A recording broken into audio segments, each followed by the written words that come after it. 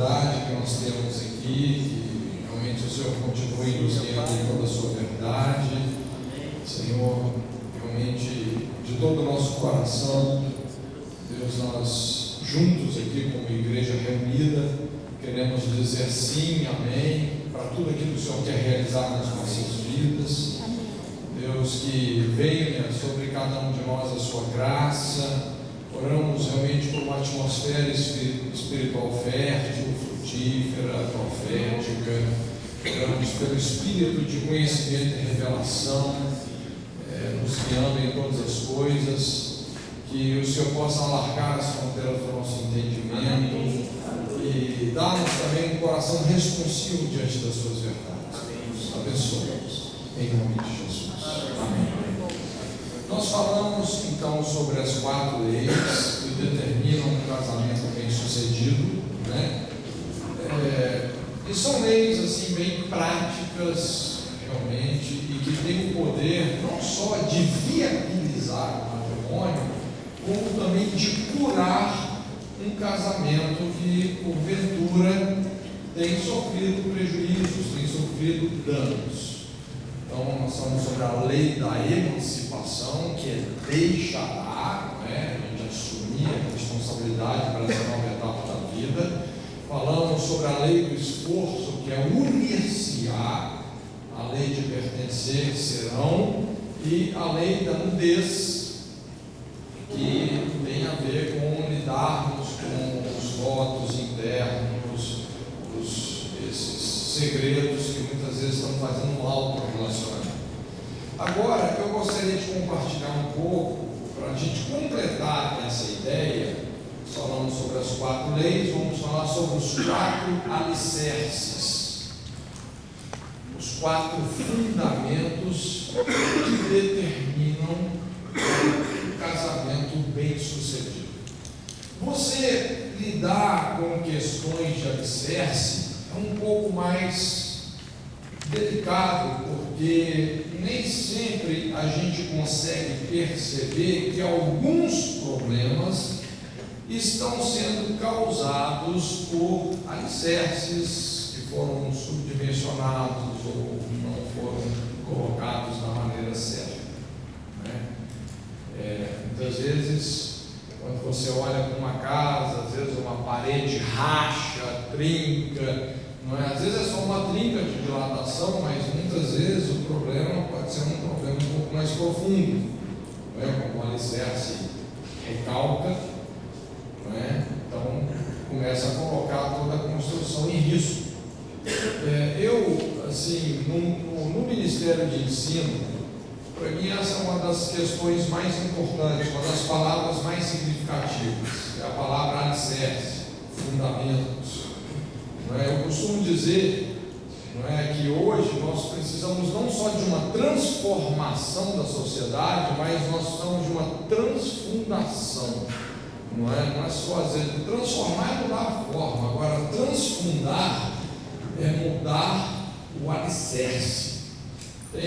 Então, uma questão levantada pelo salmista em Salmos, capítulo 11, versículo 3, que ele fala assim: destruídos os fundamentos, o que poderá fazer o justo? Então, você corrigir falhas de alicerce, às vezes isso realmente é bem custoso, demanda muita coisa. E quando a gente pensa então no casamento, é importante a gente estabelecer, isso que a gente chama aí os alicerces, ou os 4 principais alicerces. Inclusive aqui é uma maneira da gente poder definir melhor o que é o casamento. Você já viu? Porque às vezes você pergunta assim: o que determina um casamento? É um papel que você assinou diante de um juiz? É a relação sexual? O que define um casamento biblicamente falando? Então nós vamos tentar observar esses fundamentos, entendendo a importância que o fundamento realmente faz numa construção. Você se lembra quando Jesus, ali no final do Sermão do Monte, ele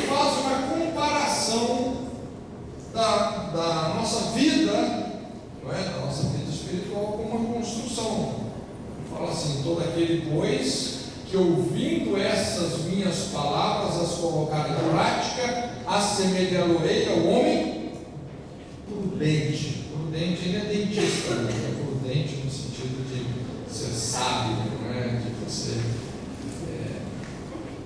ser uma pessoa que é sensata. Então, um homem prudente que edificou a sua casa sobre a rocha. E ele fala assim: caíram as chuvas, sopraram os ventos, transbordaram os rios, deram com ímpeto sobre aquela casa e ela não caiu. Por que ela não caiu? Ela tinha alicerces, né? E ele também fala de alguém que edificou uma casa na areia, ou seja, sem alicerces. E não é se as tempestades virão, é quando elas virão. Porque as tempestades sempre vêm, né, gente? Não tem jeito. Toda construção será provada. A nossa vida vai ser provada em todos os aspectos, né? Os nossos relacionamentos também serão provados. E essa casa que não tinha alicerces, não é? Quando caíram as chuvas, sopraram os ventos, transbordaram os rios, deram com ímpeto sobre ela, e ela caiu e grande foi a sua ruína. Então, essa é uma conclusão muito séria e simples. Uma casa sem alicerces acaba sendo a profecia de uma tragédia, né? Mais cedo ou mais tarde, isso tudo pode vir a ruir, né? Então, quando a gente pensa no matrimônio, é importante a gente entender que o matrimônio tem alicerces. E para a gente discernir os alicerces de qualquer questão na nossa vida, os alicerces, eles estão muito ligados às esferas de autoridade que Deus estabeleceu sobre aquela área da vida. Não é? Você pode observar que sobre todas as áreas da nossa vida, Deus sempre coloca várias esferas de autoridade. E é muito importante a gente ter a anuência, a bênção dessas esferas de autoridade. Não é? Quando você tem que tomar algumas decisões difíceis, a gente sempre tem que apelar para as esferas de autoridade. Eu não sei quantos se lembram, alguns anos atrás, teve uma situação de uma menina de 9 anos de idade que ficou grávida de gêmeos. Não sei quantos se lembram. E aí vem aquele impasse, se ela abortaria ou não essas crianças, né? Então, quando você lida com uma questão como o aborto é uma questão muito difícil, você tomar uma decisão, se aborta, se não aborta, né? Então, quais são as esferas de autoridade que tem a ver com essa questão da vida? Família é uma esfera de autoridade, muito importante uma opinião da família, não é? Como também a igreja, não é? Tem uma opinião aí que é muito importante, o governo, a ciência.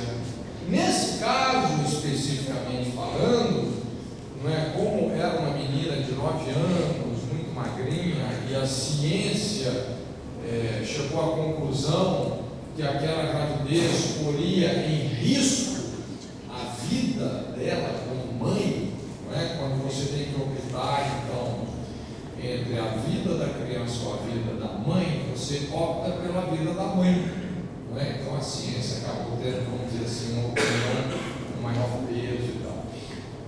Mas eu só estou colocando isso só para ilustrar como, para todas as áreas da nossa vida, Deus estabelece, não é só uma, normalmente são várias esferas de autoridade, né? Então você pode ter assim, diferentes pontos de vista, não é? E dessa forma fica muito fácil a gente se orientar e tomar as decisões de uma maneira mais protegida. Quando a gente olha para a questão do matrimônio, eu consigo ir olhando assim para tudo aquilo, toda a informação que a palavra de Deus nos traz, né? Eu consigo perceber aí 4 esferas de autoridade que Deus colocou sobre o casamento. 4 esferas. E isso realmente vai determinar a bênção de Deus casamento. Então, quando a gente fala sobre esses alicerces, às vezes, e nós vamos ver, são princípios, não é? Que nós estabelecemos normalmente no processo de entrarmos no casamento. Por isso que o ideal dessa mensagem seria que a gente pudesse ouvi-la antes de nos casarmos. Mas o fato também de já termos nos casado, aí entra essa questão: destruídos os fundamentos, o que poderá fazer o justo? E eu digo isso porque hoje a gente atende tantos conflitos matrimoniais que quando você começa a tratar da questão, mapear aquela ferida toda, a história, né? Porque o processo é uma lei, não tem jeito, você acaba percebendo que o conflito está totalmente baseado num alicerce que foi violado, que foi quebrado, que foi ignorado, né? E agora as consequências estão vindo, porque uma hora, gente, a fatura vem. Não é verdade? Uma hora a fatura vem, não tem jeito, né? Então essa é uma questão difícil. Destruídos os fundamentos. Quando você tem que lidar com uma falha de alicerce, imagina você como engenheiro, não sei quantos aqui trabalham no campo da construção, mas quando você chega à conclusão, você tem esse diagnóstico que o problema daquela obra não é um problema de fundação, é um negócio mais complicado. Então, não é difícil a gente descobrir as esferas de autoridade que Deus estabeleceu sobre o casamento. Qual seria a mais importante delas? A primeira e mais importante esfera de autoridade que Deus estabeleceu sobre o matrimônio.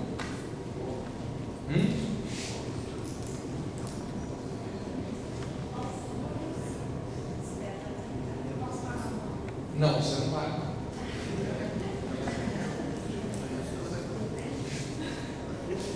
Bom, nós hoje falamos esse texto, né? Ele fala: deixará, pois, o homem, quem? Pai e mãe. O que isso significa? Que pai e mãe é a primeira referência que Deus estabelece na questão do casamento. Pai e mãe, não é?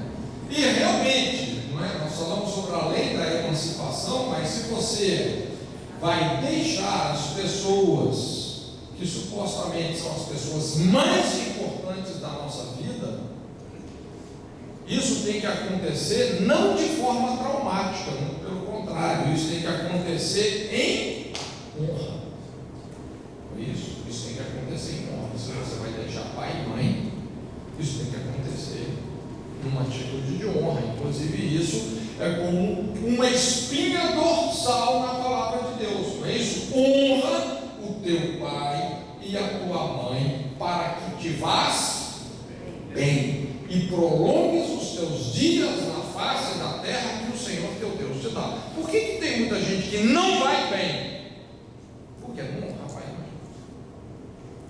mãe. Então, quando você vai tomar uma decisão como essa, que é a decisão de se casar,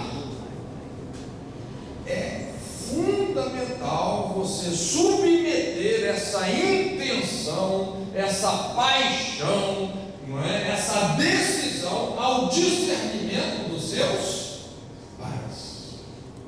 É fundamental. Quantos já descobriram que pai e mãe têm uma capacidade sobrenatural, natural e sobrenatural, de perceber quando um filho está entrando numa fria? Não é verdade? Eles farejam isso de longe. Não é porque os nossos pais são ou foram melhores do que nós. Não. É uma questão de autoridade. Não é? É uma questão de que Deus dá a eles essa percepção. Eles ocupam um lugar de autoridade, e por causa disso eles vão ter uma percepção que muitas vezes a gente não tem. Então, quando uma pessoa, eu sei, a gente tem Jocum, a gente trabalha muito com jovens, então isso é um princípio que a gente sempre está reiterando, não é? Olha, se você intenciona se casar com alguém, se apaixonou e etc., não é?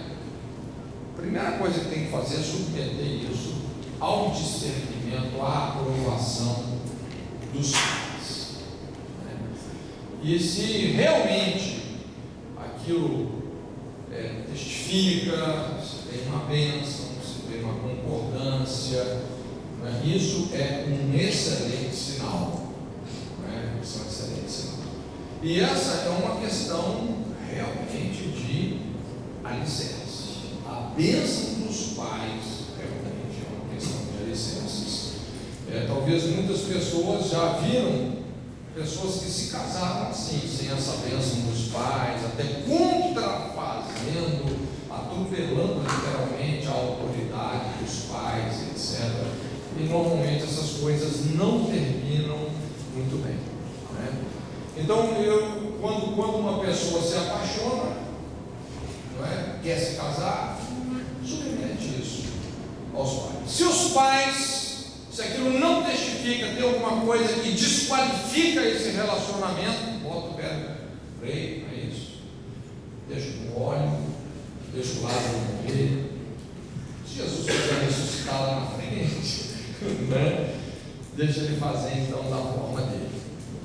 Teve uma vez, uns anos atrás, na nossa base,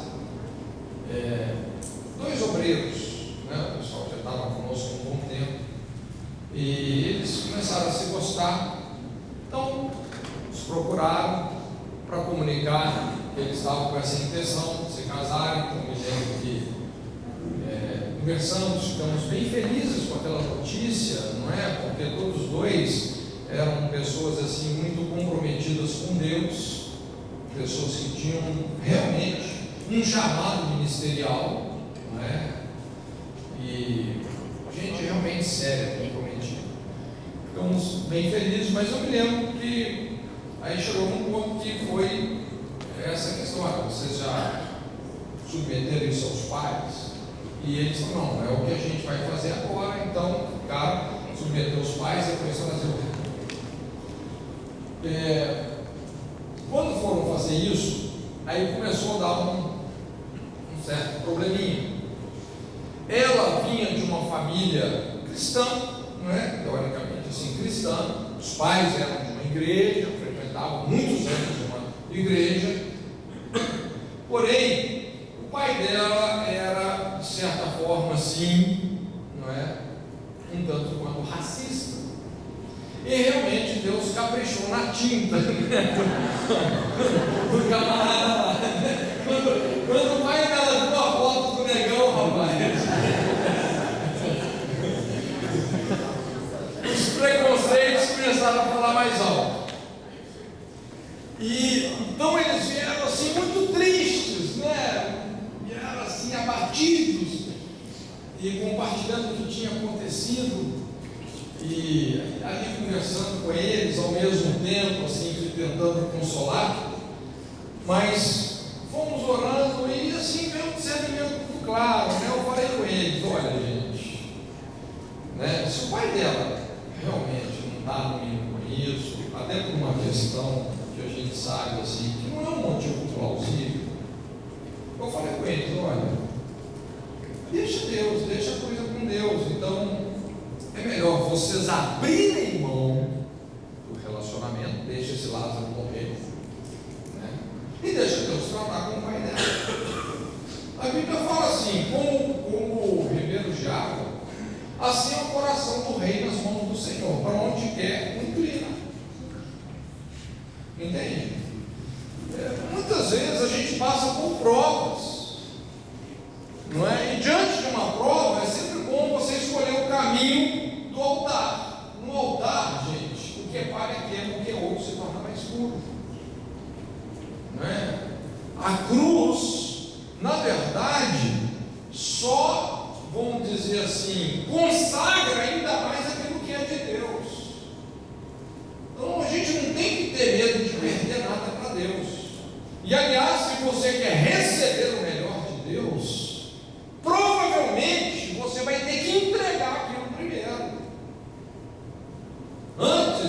de Abraão ter toda a sua descendência abençoada, ele precisou de entregar o filho dele para Deus. E é ali que realmente ele foi abençoado. Então, eles fizeram isso. Ele pessoalmente ligou com o pai dela, tranquilizando o pai dela e falando: olha, já que o senhor não está abençoando, o senhor pode ficar tranquilo, não é? Nós estamos terminando essa possibilidade aqui de namoro, está encerrado, e caso a gente retome isso, é só com a sua aprovação. Então a batata quente por mão dele, né? Deixa ele ter os resolver. E realmente, passaram uns 2 ou 3 meses, eu acho que naquele tempo assim, Deus deve ter pegado por aqui, mas deu um trato no cara, rapaz. Eu sei que ele ligou para ele. Ligou, quando ele atendeu, falou: sou pai, né? Tal. E ele falou: a primeira coisa que eu quero fazer é te pedir perdão por ter julgado você pela aparência. E ele, acho que ele foi conhecendo, depois ouvindo melhor quem era a pessoa, né? Ele falou: olha, eu sei que você é uma pessoa de boa índole, de bom caráter, uma pessoa séria, e eu quero dizer que você pode casar com a minha filha. Então foi um livramento, não é? Foi uma bênção aquilo ali. Eu fiz o casamento deles, inclusive estava lá, os pais, não só os pais dela, mas os pais dele, pondo as mãos, abençoando. Gente, isso era alicerce. Eu estou me lembrando também de uma outra situação. Foi uma família que veio temporariamente ficar conosco na base. Na verdade, nós não os conhecíamos, era uma família de pastores, né? Gente muito simples, né? Simples eles.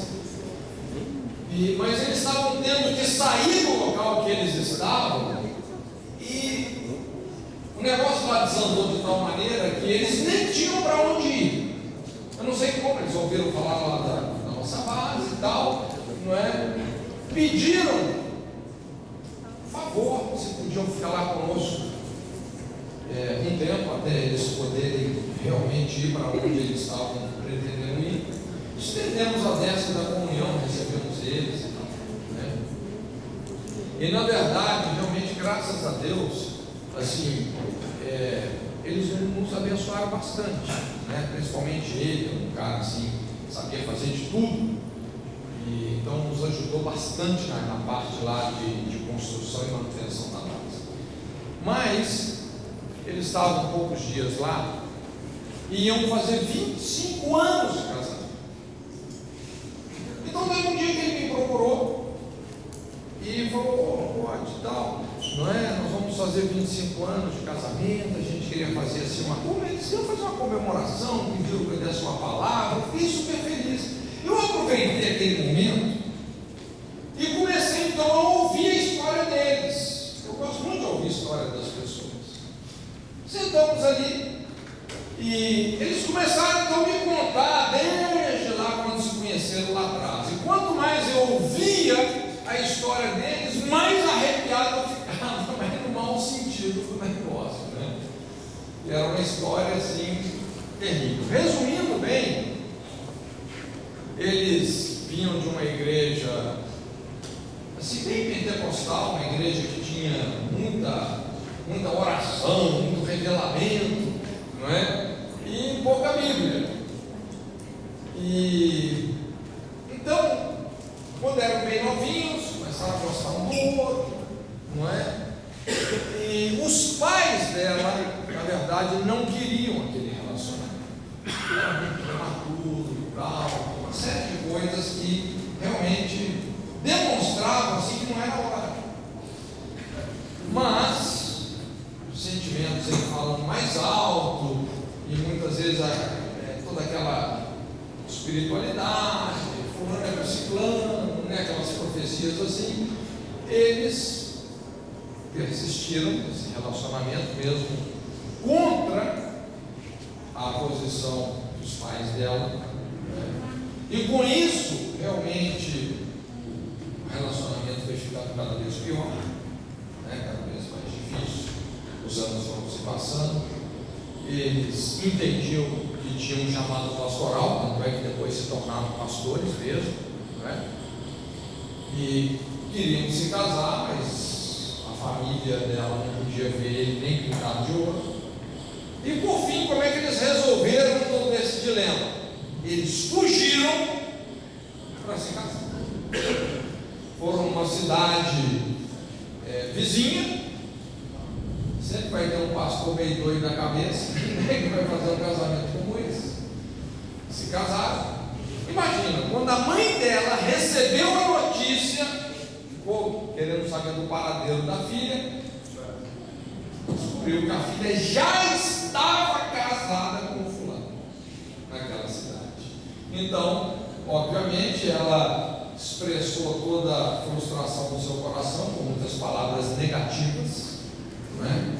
Tipo, esse casamento não vai durar, isso não vai dar certo, isso não funciona, não sei o quê, né? Quando essas palavras chegaram nos ouvidos deles, principalmente ele, que era bem canela de fogo, só espiritualizou a rebelião, dizendo: oh, Deus é conosco, ele tem um chamado, não é? E tal, e aquele triunfalismo todo.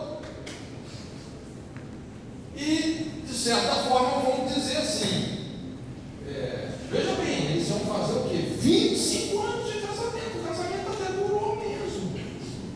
Mas ouvindo a história deles, foi muito interessante, porque eles nunca conseguiram criar raiz em lugar nenhum. Sem exagero, eles tinham passado por dezenas de ministérios diferentes, sempre entrando e saindo mal. Entrando e saindo mal, entrando e saindo mal. E quando eles contando toda essa história, veio muito claramente então a natureza do alicerce que eles colocaram. Onde é que eles fundamentaram a família e o ministério? Num comportamento de fuga. Comportamento de fuga. Você lembra aquela famosa maldição de Caim? Fugitivo na face da terra. A vida deles se tornou nisso. Sempre fugindo. Tanto é que depois de 25 anos, eles estavam saindo de mais uma igreja com uma mão na frente e outra atrás, sem ter nada, nem ter para onde ir. A filha mais velha deles, eles contando, né, que a filha mais velha, quando completou a mesma idade que a mãe tinha quando fugiu de casa, adivinha o que essa menina fez? Fugiu de casa. Não foi nem para se casar, mas para se amaziar com um cara que eles detestavam. Vamos dizer assim, repetiu a história deles.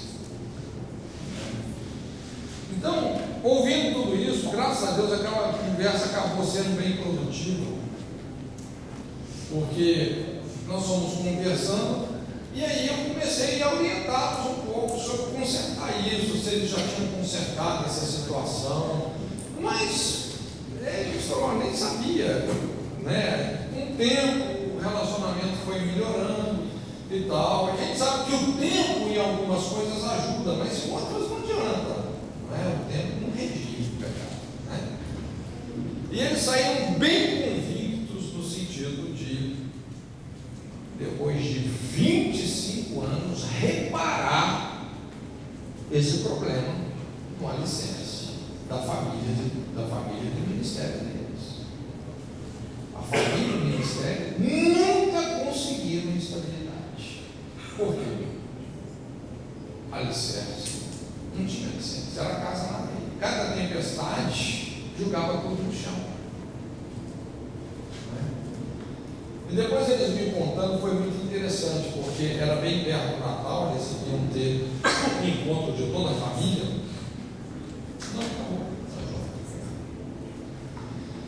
Eles iam ter um encontro de toda a família, e eles foram determinados a consertar isso. A família toda reunida, os parentes dele, dela, dos irmãos, a parentaiada toda lá. Na casa da mãe dela, era matriarca, o pai já havia falecido. falecido, mas a mãe estava lá. Então ele pediu um tempo para todo mundo. Olha, gente, eu quero fazer algo aqui. E pegou ela, a mãe dela, sentou numa cadeira. Os dois se ajoelharam diante dela. E ali publicamente eles começaram a pedir perdão. Ele falou: olha, a senhora se lembra, né?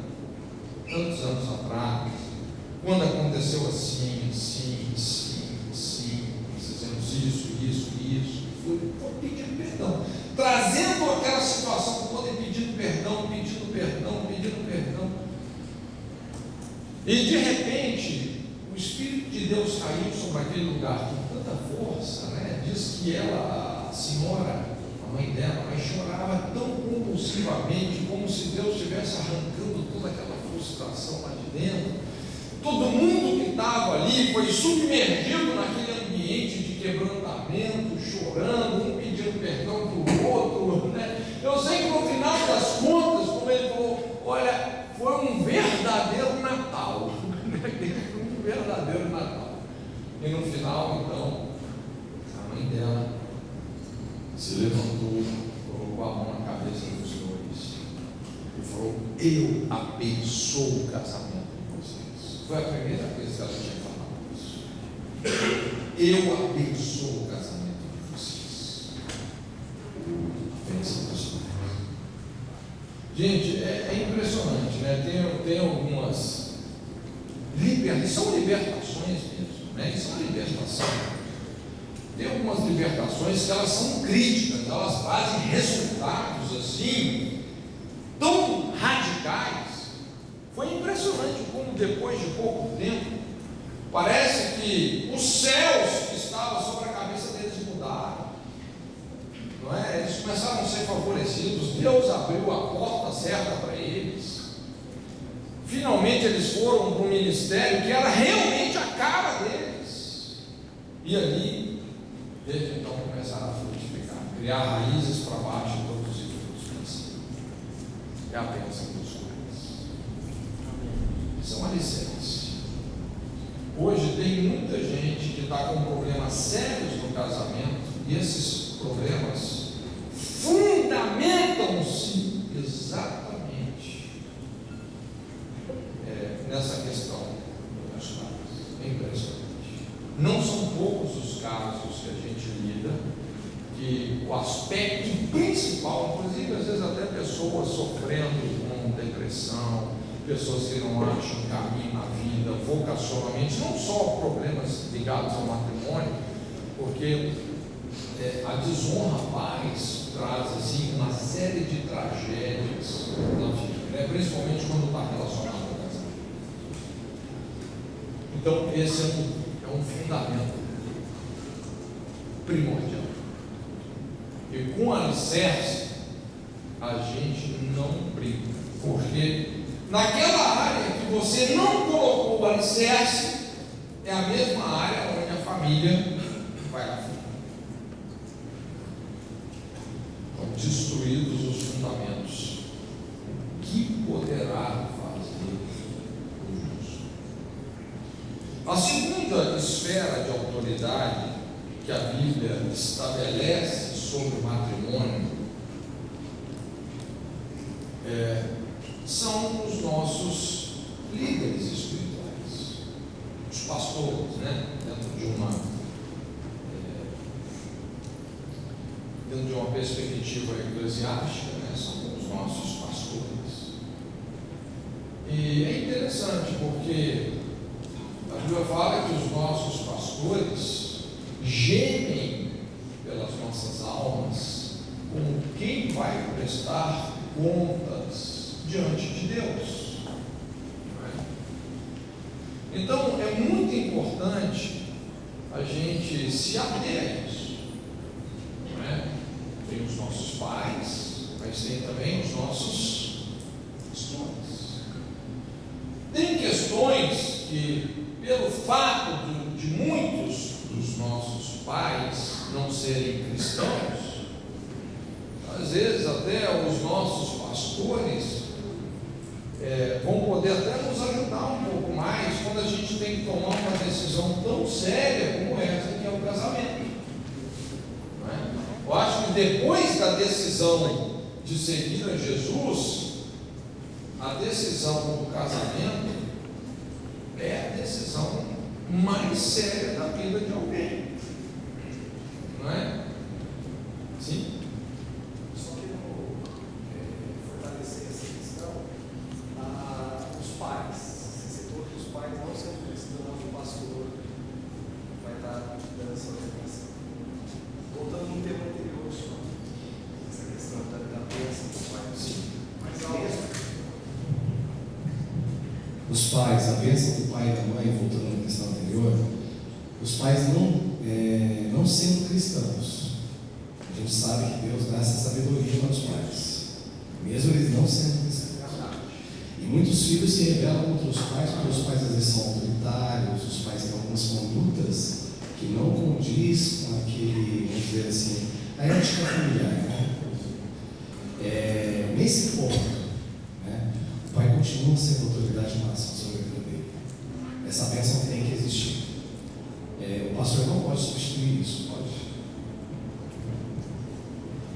A ideia é que o pastor não substitua. Pode ter alguns casos extremos, como aquele que nós falamos. Imagina uma mãe, uma mulher de meia idade, divorciada ou abandonada no casamento, que tem um filho único e que agora não quer que esse filho se case porque se tornou o arrimo dela, né?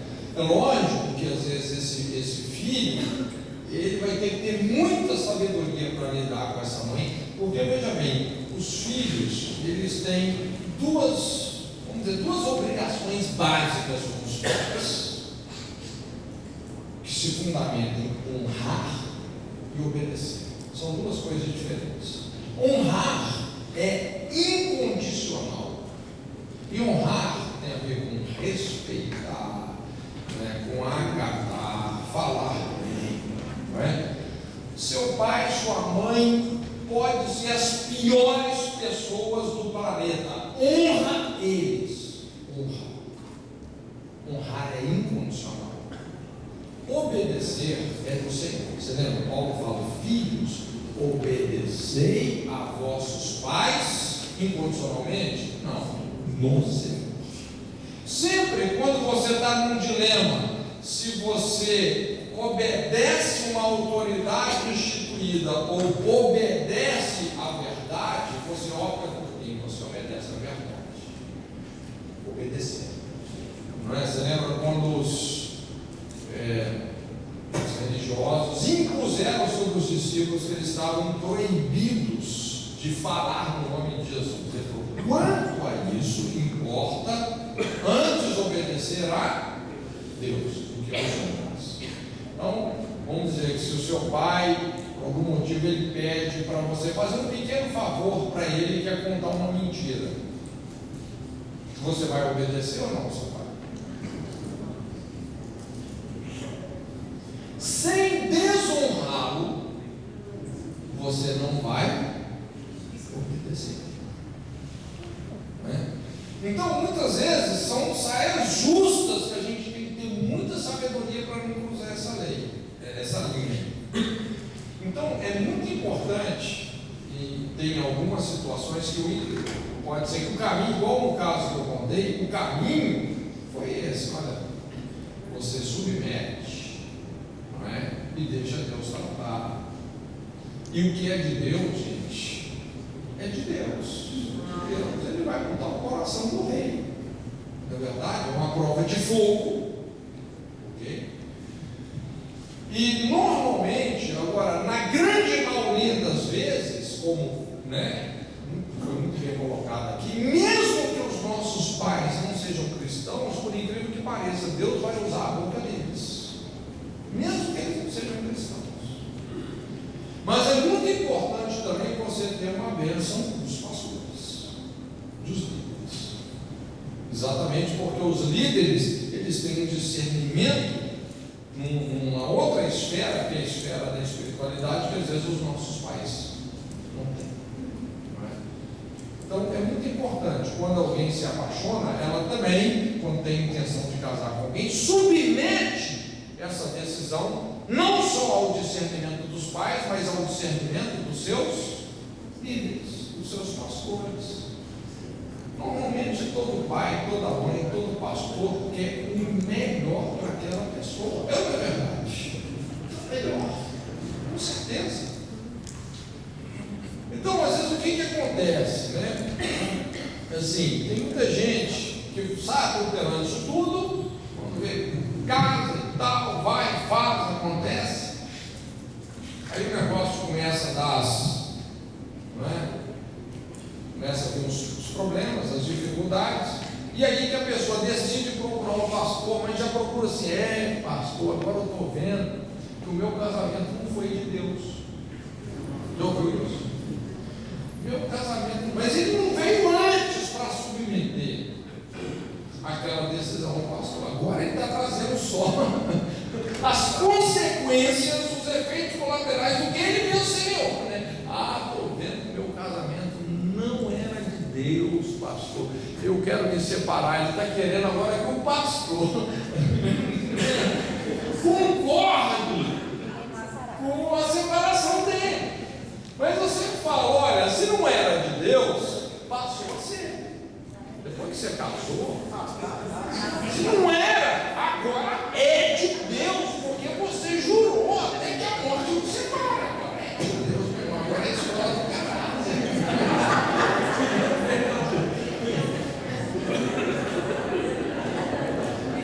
Então tem um ditado que fala assim, né? Você já deve ter ouvido. Antes de se casar para ver os olhos, porque depois que você casou, você vai ter que fechar para muita coisa. Aí é realmente o momento da gente ficar firme no compromisso que foi assumido. Mas isso que a gente chama então uma bênção sacerdotal, ela tem alguns aspectos assim muito importantes, não é?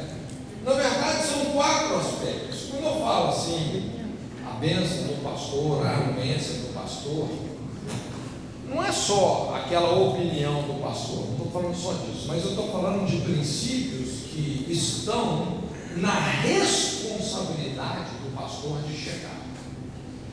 Eu, pelo menos quando eu acompanho uma situação assim, eu vou checar essas 4 questões, para poder falar, não, esse casamento está na rocha. Então são 4 questões muito importantes, que precisam ser trabalhadas, e que são alicerces, talvez eles foram, talvez eles não foram colocados. Primeira questão, antes de você se casar com aquela pessoa, você tem que poder se casar com o Deus dela. Se você não pode se casar com o Deus daquela pessoa, a princípio então, não se case com ela. Mas só que muitas vezes não é assim, né? A pessoa se casa, né? Então Paulo, ou também Malaquias, na Bíblia você vai ver muita fonte sobre esse ensino, que é o jugo desigual com os incrédulos, com os infiéis, né? E isso realmente pode criar uma falha estrutural no casamento, né? Então, quando uma pessoa crente, cita de novo, quer se casar com uma pessoa não crente, eu sempre falo, resumo, gente, o grande problema é o sogro, né? Espiritualmente falando, o grande problema é o sogro. Todo mundo é filho de Deus? Sim ou não? Todo mundo é filho de Deus? Não. Biblicamente, a Bíblia fala assim, né? Jesus veio para os que eram seus, mas os seus não o receberam. Mas a todos quantos o receberam, deu-lhes o poder de serem feitos filhos de Deus, a saber, os que creem no seu nome. Não é que o não crente seja inferior ao crente, não estou dizendo isso, pelo amor de Deus. Gente, ninguém é melhor que ninguém. Não é pelo fato de eu conhecer Jesus, de eu ter nascido de novo, eu sou melhor do que ninguém. Nada disso. mas é uma questão aí de espiritualidade. Então, nem todo mundo é filho de Deus. Se você é filho de Deus, obviamente, seu pai é ele, espiritualmente falando. Se você não é filho de Deus, quem é o seu pai? Então, quando um crente casa com um não crente, quem vai ser o sogro? Espiritualmente falando. Não, é só legal. Você lembra o que Gabriel fala lá em Malaquias 2? Você lembra? Judá se casou com filha de Deus estranho.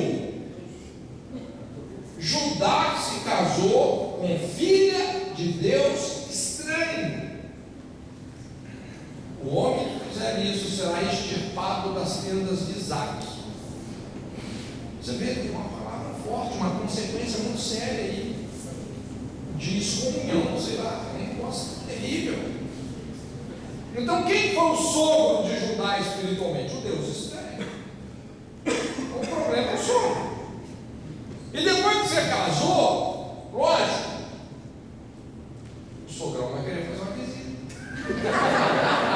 Aí não adianta você querer dar uma de frente, sai Satanás e barro. Sai coisa nenhuma, vai arredando. Agora nós somos parentes, nós somos Aí começa a comer o pão que o sogro amassou. E haja ministério de pastoral para ficar aconselhando e pastoreando um casamento desse. Entende? Aí,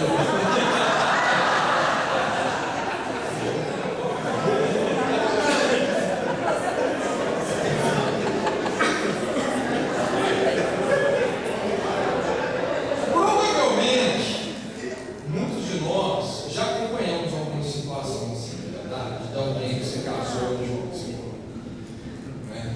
Isso é uma falha de destruir os fundamentos que poderá fazer o justo. Dá para consertar isso? Dá. Olha, às vezes com sequelas, é muita mão de obra, mas Deus sempre tem um plano para aqueles que saem do plano. O Evangelho é o Evangelho da esperança, né, gente? A gente sabe disso. Mas a gente, em uma conversa como nós estamos tendo, eu sei que eu estou conversando com gente madura, não é? A gente precisa de entender essas questões, porque às vezes a gente fica espiritualizando a noiva, não, está no ataque do diabo está por Deus, mas porque tem realmente um alicerce que está desmoronado. E por mais que você ore e jejue, se você não consertar o alicerce, meu querido, haja anjo para ficar segurando aquele negócio. Entende? Então, se você não pode se casar com Deus, a pessoa não se casa. Segunda coisa, se você não pode se casar com o caráter da pessoa, não se case com ela. Uma questão de caráter. Também, infelizmente, é uma orientação que muita gente não segue, mas que, como pastores, a gente tem que avaliar.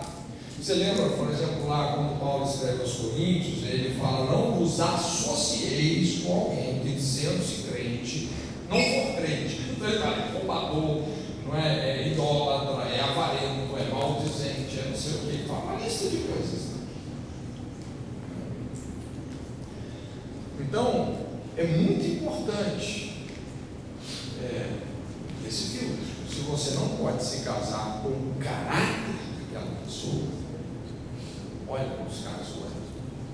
Normalmente, qual que é o sofisma que vem? O grande sofisma é o seguinte: a pessoa fala assim: pastor, mas olha só, pastor, depois que casar, melhora.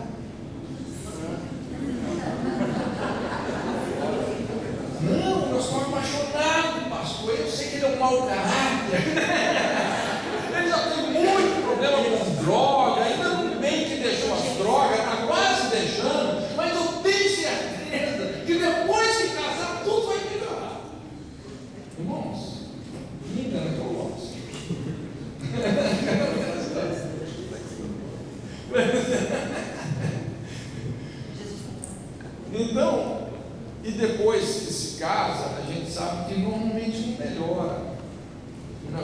coisas pioram. E muitas vezes são situações até mais sutis, porque aquela pessoa já está vindo na igreja. Mas não é porque a pessoa quer uma coisa com os valores de Deus. Não é? É mais por conta daquela paixão que muitas vezes já até cruzou as linhas que já nem deviam ter cruzado. Então, às vezes é comum a gente ver pessoas que, apesar até mesmo de frequentar uma igreja,